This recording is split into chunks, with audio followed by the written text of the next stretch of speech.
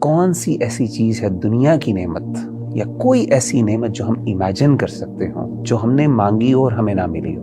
اللہ کہیں گے کیا میں تمہیں اس سے افضل کوئی چیز نہ دوں؟ جنتی پوچھیں گے اللہ اس سے افضل کیا ہو سکتا، یعنی اور کون سی نعمت رہ سکتی؟ اللہ تعالیٰ ان کو کہیں گے کہ اس سے بھی افضل ایک نعمت، اور وہ نعمت یہ ہے کہ میں آج کے بعد ہمیشہ ہمیشہ کے لیے تم سے راضی ہو گیا اور میں تم سے کبھی ناراض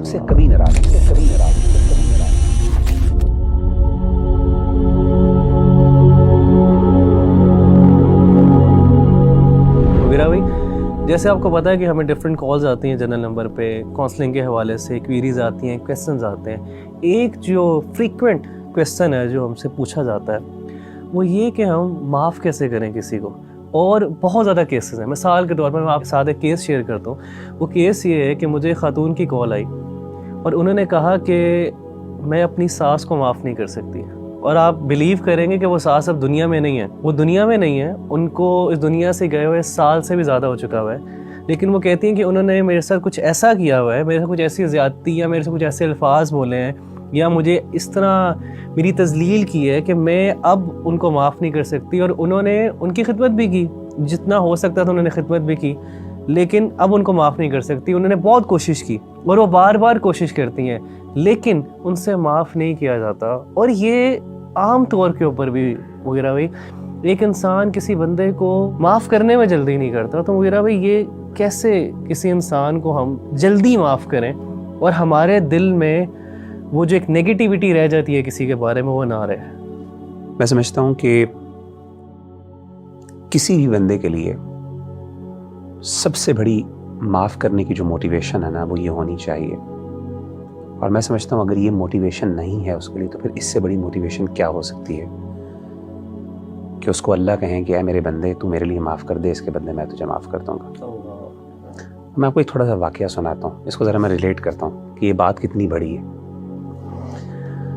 حضرت ابو بکر صدیق رضی اللہ تعالیٰ عنہ کی زندگی میں ایک بہت بڑا سانحہ ہوا۔ آپ کی جو بیٹی ہیں سیدہ عائشہ رضی اللہ تعالیٰ عنہ ام المؤمنین، ہماری والدہ، ان پہ زنا کی تہمت لگی۔ ایک باپ کے لیے کتنی یہ تکلیف دہ بات ہوگی، شادی شدہ بیٹی نبی کے گھر میں ام المؤمنین تہمت لگی، جھوٹی تہمت، کتنی تکلیف دہ بات ہوگی۔ اور زیادہ تکلیف دہ بات ربیع اللہ بھائی وہ اس لیے بھی تھی کیونکہ اگر صرف دشمن کرتا نا، صرف دشمن کی طرف سے ہوتی تو انسان چلیں تکلیف ہوتی ہے برداشت کر جاتا ہے، لیکن بعض اوقات جب اپنے لوگ شامل ہو جائیں ساتھ، اور اپنے صرف اپنے مراد مسلمان نہیں رشتہ دار بھی شامل ہو جائیں، انفارچونیٹلی کہ جب یہ تہمت لگی سیدہ عائشہ پہ تو کچھ مسلمان گنتی کے انہوں نے بھی غیر محتاط گفتگو کی اس حوالے سے، کچھ صحابہ سے غلطی ہو گئی۔ ظاہر ہے جب چیز معروف ہو جاتی ہے تو لوگ بعض اوقات غیر محتاط انداز میں بات کر لیتے ہیں اور پتہ نہیں چلتا کہ اس کے کانسیکوینسز کیا ہوں گے۔ تو اسی طریقے سے سیدنا ابو بکر صدیق رضی اللہ تعالیٰ عنہ کے نہ صرف مسلمان بلکہ اپنے رشتہ داروں میں سے کسی نے یہ بات کر دی، اور آپ امیجن کر سکتے ہیں کہ سیدنا ابو بکر صدیق کو تکلیف اس لیے بھی زیادہ بڑی کہ جس نے بات کی وہ آپ کی خالہ زاد بہن کے بیٹے تھے، یعنی بھانجے تھے، اور سیدنا ابو بکر صدیق ان کو منتھلی فائنینشیل ایڈ بھی کیا کرتے تھے، یعنی فائنینشلی ہیلپ کرتے ہیں، فیملی کے بندے ہیں، مسلمان ہیں، ام المومنین ہیں، نبی کے گھر والی ہیں، اور غیر محتاط بات کر دی۔ کتنی مشکل بات۔ اب ہوا یہ کہ سیدنا ابو بکر صدیق رضی اللہ تعالیٰ عنہ نے کچھ نہیں، انتقام وغیرہ نہیں لیا، آپ نے معاف تو کر دی ہے، لیکن آپ نے قسم کھا لی۔ اور آپ نے قسم کیا کھائی؟ آپ نے کہا واللہ لا انفعه بنافعۃ ابدا، اللہ کی قسم آج کے بعد میں ان کے اوپر کچھ خرچ نہیں کروں گا۔ یعنی انہوں نے صرف یہ قسم کھائی کہ میں اس پہ خرچ نہیں کروں گا، کوئی انتقام نہیں لیا۔ اب ذرا دیکھیں کہ اللہ کی سیدنا ابو بکر سے ایکسپیکٹیشنز کیا ہیں۔ قرآن مجید کی آیت نمبر سورۃ النور کی آیت نمبر 22 اللہ نے نازل کی۔ وہ آیت کیا ہے؟ وَلَا يَأْتَلِ أُولُو الْفَضْلِ مِنْكُمْ وَالسَّعَةِ أَنْ يُؤْتُوا أُولِي الْقُرْبَى وَالْمَسَاكِينَ وَالْمُهَاجِرِينَ فِي سَبِيلِ اللَّهِ، کہ تم میں سے وہ لوگ جن کو اللہ نے مال میں وسعت دی ہے، جو فضل والے ہیں، ان کو قسم نہیں کھانی چاہیے کہ وہ خرچ نہیں کریں گے. کن پہ خرچ نہیں کریں گے؟ وہ جو مہاجرین ہیں, جو مسکین ہیں, اور جو رشتہ دار ہیں. اور جن رشتہ دار سے غلطی ہوئی وہ مہاجر بھی تھے, مسکین بھی تھے, اور رشتہ دار بھی تھے. بات ابو بکر کے بارے میں ہو رہی ہے. تمہیں قسم نہیں کھانی چاہیے کہ تم ان کے اوپر خرچ نہیں کرو گے.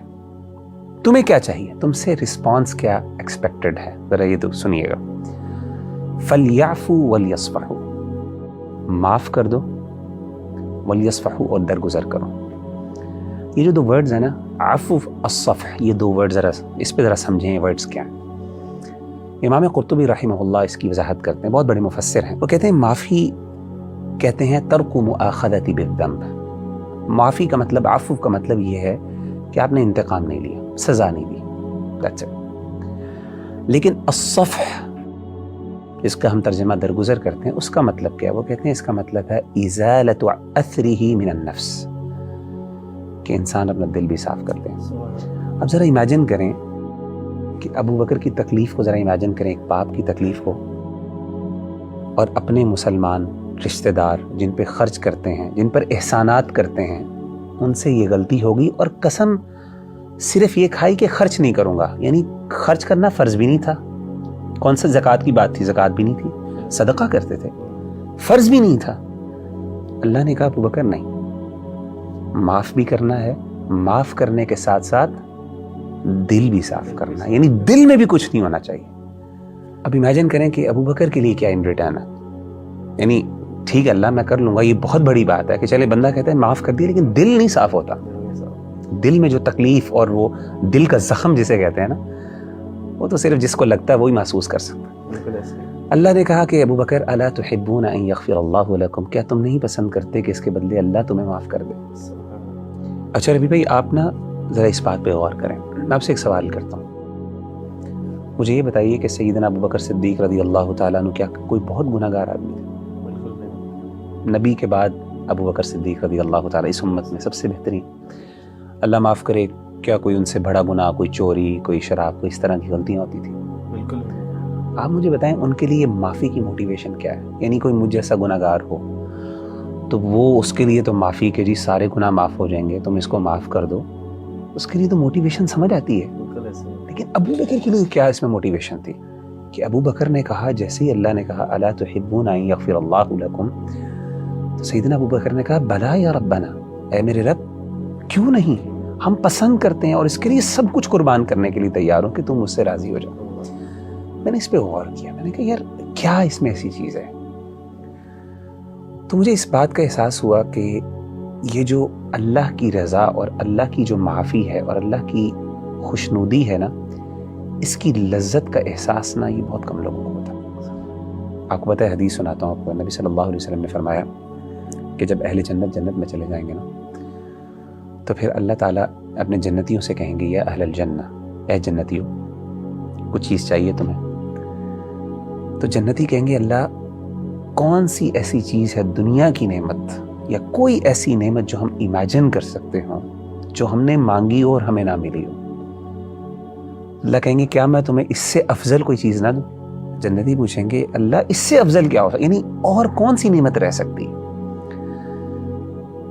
تو اللہ تعالیٰ ان کو کہیں گے کہ اس سے بھی افضل ایک نعمت, اور وہ نعمت یہ ہے احل علیکم رضوانی فلا اسخط علیکم بعدہ ابدا,